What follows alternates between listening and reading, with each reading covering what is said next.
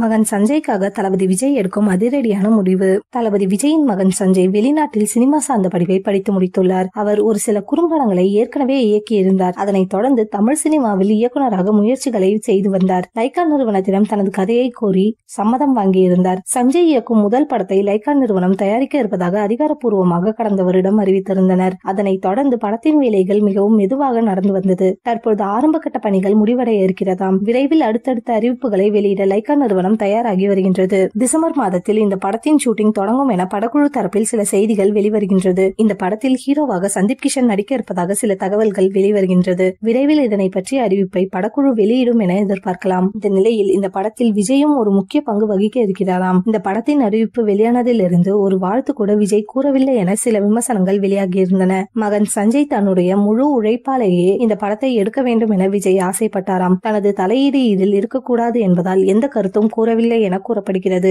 ஆனால் மகன் சஞ்சய்க்கு விஜயை வைத்து இயக்க வேண்டும் என்ற ஆசை இருந்து வந்தது. ஆனால் தளபதி 69 படத்திற்கு பிறகு நடிக்க மாட்டேன் என்று கூறிவிட்டார். இதனால் இந்த படத்தில் விஜய் வைத்து ஒரு பாடல் உருவாக்க வேண்டும் என சஞ்சய் முயற்சி செய்து வருகிறாராம். விஜய் பாடினாலே அந்த படத்திற்கு மிகப்பெரிய எதிர்பார்ப்பு உருவாகிவிடும். தன்னுடைய மகனின் எதிர்காலத்தின் நன்மைக்காக விஜய் இந்த படத்தில் பாட வாய்ப்பிருக்கலாம் என கூறப்படுகிறது. இதனை பற்றிய அறிவிப்பை படக்குழு அதிகாரப்பூர்வமாக வெளியிடுவார்கள் என எதிர்பார்க்கலாம். விஜய் பாடுவது உறுதியானால் ரசிகர்களுக்கு மிகப்பெரிய விருந்து காத்துக் கொண்டிருக்கிறது.